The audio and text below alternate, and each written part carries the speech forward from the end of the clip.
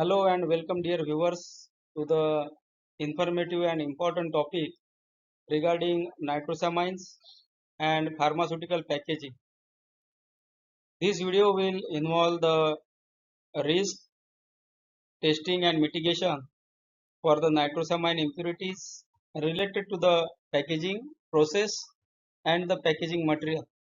So be with me till the end of this video, and after watching this video you will be able to understand how packaging material, packaging process affects the nitrosamine impurities in the pharmaceutical formulations, and what are the ways for risk assessment, testing and mitigation for the nitrosamine impurities. Nitrosamine impurities are the impurities which are potent in nature, which are mutagenic in nature, and these are carcinogenic nitrosamine impurities. So these are considered as point of concern, and nitrosamine impurities have very stringent control limits. Packaging materials including the polymers, elastomers, adhesives and the other related materials of packaging system for the formulation may contribute to the nitrosamine formation and nitrosamine contamination. This video and this presentation will explore the risk sources, testing and mitigation strategies related to the nitrosamine in the packaging. Pharmaceutical formulations are manufactured and packaging is the last stage. Packaging material and packaging system including the container and closure hold the material or hold the formulation and protects it from the environment till the end of shelf life. So packaging plays a great role in pharmaceutical formulations and their shelf life. This is the introduction. Now once again we will see what are nitrosamines. So nitrosamines, as I have mentioned, these are the impurities or chemical compounds which are carcinogenic in nature, and these compounds are formed through reactions between amines and nitrosating agents. These are known to be carcinogenic, mutagenic and harmful to the health, and their presence in the pharmaceuticals, especially from the packaging material, is a growing concern of this time. Many of the time, nitrosamine impurity generation because of the packaging materials and the packaging process is not considered in the risk assessment by many of the professionals, but consider it crucial as packaging material may lead or packaging process may lead to the formation of nitrosamines. Packaging material contains polymers, elastomers and adhesives and can contain or can contaminate nitrosamine from their during uses or during storage. Mitigation involves nitrosamines or their precursors can migrate from the packaging into the drug or biological product.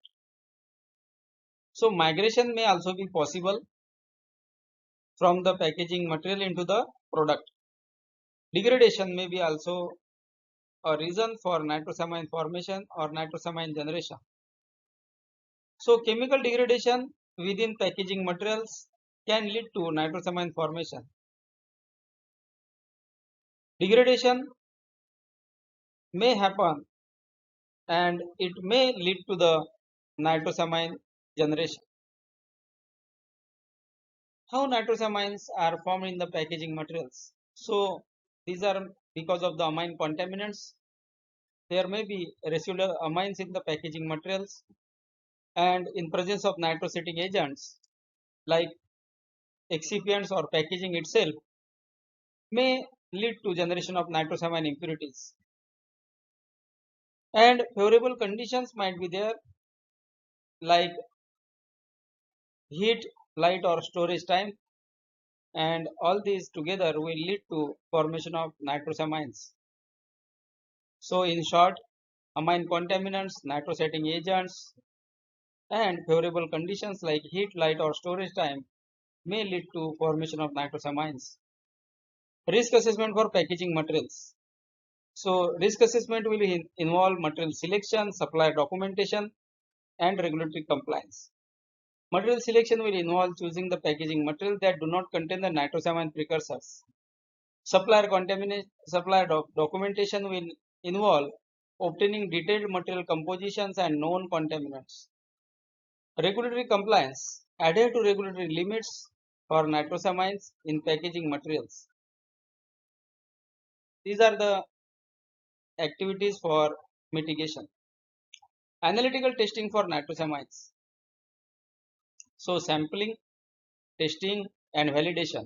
These are the analytical uh, area for testing of the nitrosamines. Sampling: collect the samples from both unused and used packaging. Testing methods: utilize GCMS or LCMS or MS. Different sensitive technologies are there for testing of the nitrosamines. Then validation: ensure methods are validated for detecting nitrosamines at the trace levels. Coming to the mitigation strategies: material substitution. Replace high risk material with safer alternatives. Packaging design: include protective barriers to prevent migration. Storage conditions: control temperature, humidity, and light exposure to minimize the nitrosamine formation. These are some of the mitigation strategies considering the packaging materials and packaging process. Regulatory considerations: compliance with guidelines, documentation and reporting. Stricter testing requirements are related to regulatory considerations. Compliance with guidelines: follow international regulatory guidelines provided by regulatory bodies like FDA, EMA, and other country-specific guidelines also. Maintain thorough records of risk assessment and testing.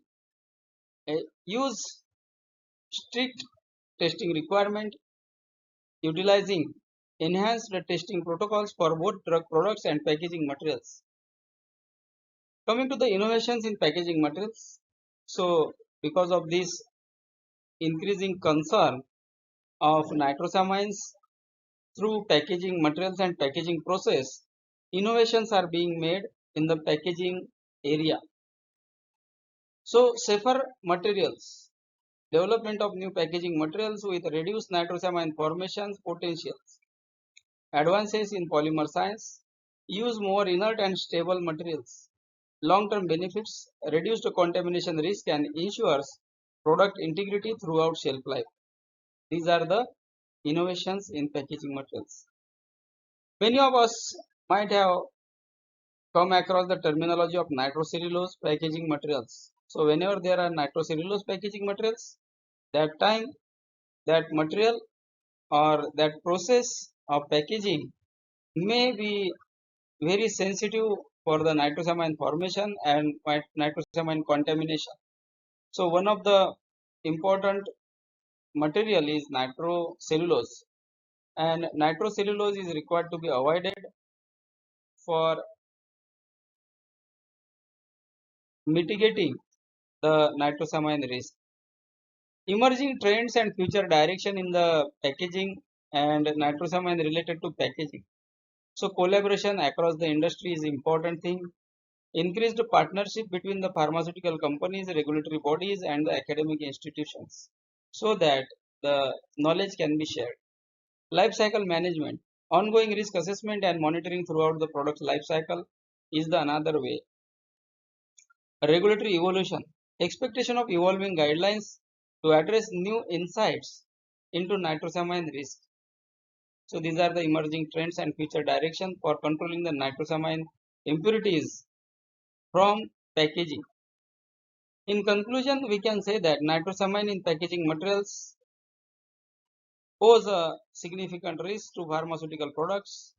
Then risk assessment, testing, and mitigation strategies are essential to ensure the safety. Continuous innovation and collaboration are the key for addressing and preventing the contamination of the nitrosamines in the future. So I hope you have understood the information regarding nitrosamines and packaging system related risk, testing, and mitigation. Always use safer materials. Always do risk assessment for the nitrosamines coming from packaging materials. Always go for sensitive analytical methods for testing and then mitigation strategies. So this is brief overview video onto nitrosamine from packaging, and in upcoming time I will make more elaborate videos. So stay tuned to this channel and please do like, share and subscribe to this channel. Thank you.